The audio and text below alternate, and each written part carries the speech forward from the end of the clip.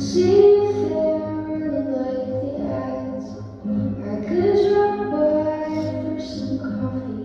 They would say, do they all really think I'm so bad? One day somebody decided that red is the color of sin, and the devil's down started to frown and say, wait, that's the color I'm in.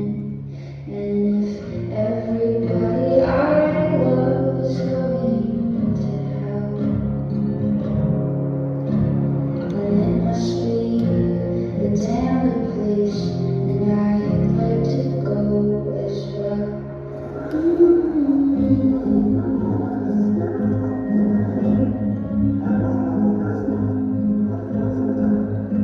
I bet the devil is lonely, or just out a shitty hand.